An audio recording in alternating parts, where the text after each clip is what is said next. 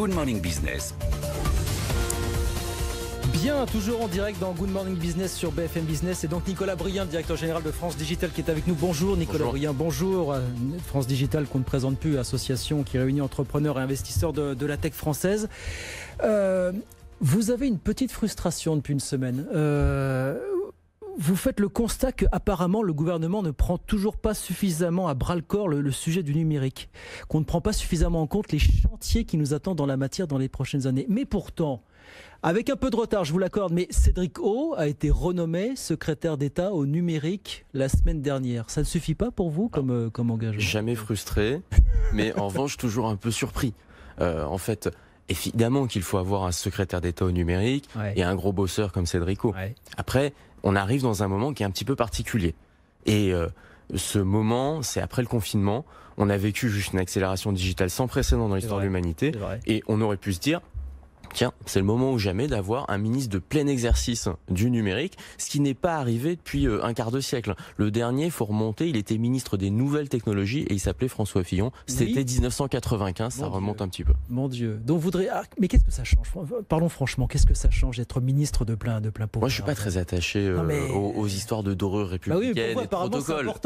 Mais ce qui est important, c'est la capacité à faire faire. Un secrétaire d'État, il a 8 conseillers, il n'a pas accès au Conseil des ministres en permanence. Il n'a pas d'administration centrale dédiée et donc un ministre aura toujours plus de capacité à faire faire. Et c'est ça qu'on réclamait à France Digital. On réclamait un ministre de plein exercice pour profiter de ce moment totalement historique, absolument dément. On a eu le même confinement tous les deux. On a vu à quel point le numérique s'était vraiment inséré dans nos vies pour nous permettre juste de continuer à vivre normalement. Tirons ce fil. Le télétravail, évidemment, c'est le premier des Le télétravail, on peut penser également à la téléconsultation, on peut penser au e-commerce, on peut penser au gaming, on peut penser au e-sport, tout ce qui a un i devant. Non, mais sur le télétravail, je voudrais qu'on s'en arrête 10 minutes là-dessus.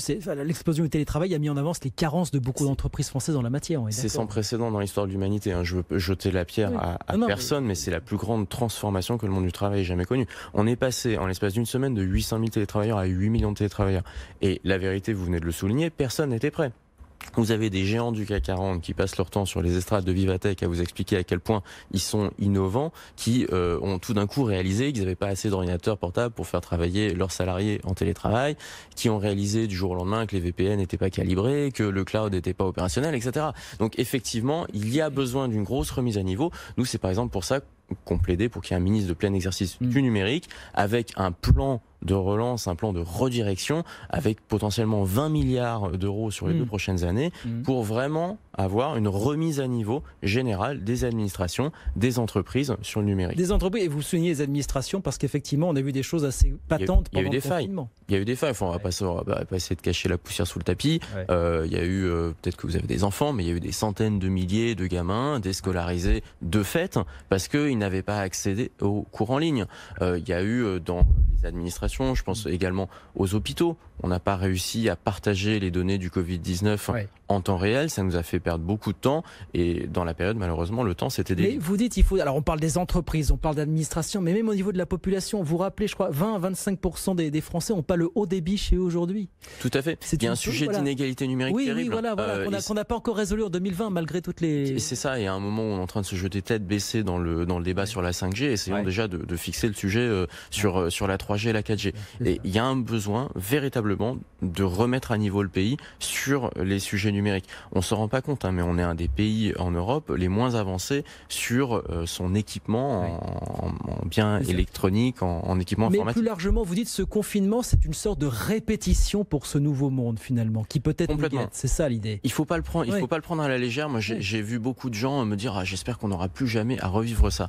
Eh bien, malheureusement, je suis obligé de le dire et je veux pas jouer les prophètes d'Apocalypse, mais malheureusement, c'était une répétition générale. Le monde dans lequel on va vivre au XXIe siècle, on va se prendre plein de phénomènes climatiques extrêmes du fait du changement climatique. Tout le monde a l'air d'avoir oublié qu'à l'hiver dernier, en Australie, ils n'étaient pas confinés à cause du coronavirus, ils étaient confinés à cause des feux de forêt, des incendies.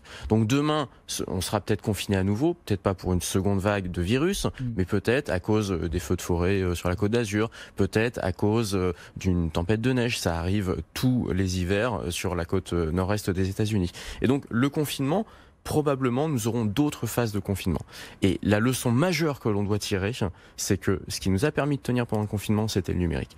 Il faut surtout pas prendre à la légère notre besoin de nous remettre à niveau d'un point de vue numérique si on veut traverser des phases de confinement dans les mois et les années qui viennent. Encore faut-il, Nicolas, pouvoir faire émerger l'écosystème, peut-être au niveau européen, qui va nous permettre de mettre au point nos propres solutions, parce que c'est aussi un des constats, c'est notre grande, forte dépendance, totale dépendance aux solutions américaines, technologiques américaines finalement. Ça aussi, c'est le sujet du moment. Ça, c'est très intéressant. Oui. Le sujet de la souveraineté technologique, tout le monde a l'air de se dire qu'on est en train de se préparer à des nouvelles guerres froides technologiques. Non, moi je pense que tout simplement la souveraineté technologique, si je dois la définir bêtement, c'est avoir le choix. C'est ça. Et pendant le confinement, parfois en fait, on n'avait juste pas le choix. C'est-à-dire qu'on était sur Zoom, on était sur Teams, on était sur des solutions américaines, et parfois, par paresse, on va pas regarder des belles solutions françaises qui existent. Je pense à Klaxoon, je pense à Yugo, je pense à Livestorm, bien que leur nom ne soit pas tout à fait francophone. Ce sont des solutions françaises, du vrai made in France, et on se tambourine sur le torse à longueur de journée en nous parlant de made in France, mais on ne l'applique pas au numérique. Et ça, je pense que c'est important. On a cité deux mots-clés, numérique, souveraineté. Quoi qu'on en dise, Nicolas, ce sont des mots qu'on entend dans le discours et dont on sait qu'ils vont être présents dans le plan de relance. Alors vous dites quoi? Que ça risque de rester au stade des déclarations d'intention, que les moyens ne seront pas assez suffisants? C'est ça que vous craignez très concrètement? Je ne fais pas de procès d'attention, je constate juste quelque chose, c'est que où que vous alliez à travers la planète, quand il y a un écosystème d'innovation qui marche, il y a de la commande publique. Vous allez en Corée du Sud, vous allez en Israël, États-Unis, la Chine encore plus, les gouvernements, les administrations achètent chinois en Chine, achètent israéliens en Israël, et c'est valable pour les solutions technologiques également.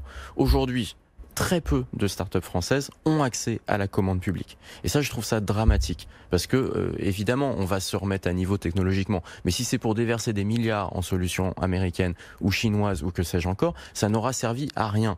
Profitons de ce levier de la commande publique pour créer notre écosystème d'innovation avec des solutions made in France. On a plein de super champions technologiques européens et français. Et je dis européens parce qu'à mon avis, ça doit être porté au niveau européen. Mais c'est ce que fait Thierry Breton. On voit Thierry Breton. C'est exactement ça. L'autre jour, avec Thierry Breton, moi je milite activement pour qu'il y ait un BETA, un Buy European Technology Act, que les Européens achètent de la technologie européenne. Le BETA, ça doit jouer au niveau européen. Mais la première étape pour vous, c'est quand même qu'on ait un ministre de plein exercice consacré. Comme il y a un ministre de l'Environnement finalement aujourd'hui, numéro 2 du gouvernement, c'est Barbara Pompili qui est il y a 43 ministres et secrétaires d'État. Vous avez un ministre de l'Agriculture, un ministre de la Mer, un ministre des Transports, un ministre de l'Industrie, pas de ministre du Numérique. Cherchez l'erreur. Merci beaucoup d'être venu nous voir pour pousser ce cri d'alarme. Voilà, il faut un ministre, mais ça viendra peut-être avec. Mais peut-être que Cédrico, à la fin de cette interview, deviendra ministre de plein exercice du numérique grâce à l'action de France Digital. Et le recevoir pour en parler. Merci beaucoup, Nicolas. Nicolas Briand, directeur général de France Digital. Merci beaucoup d'avoir été avec nous ce matin.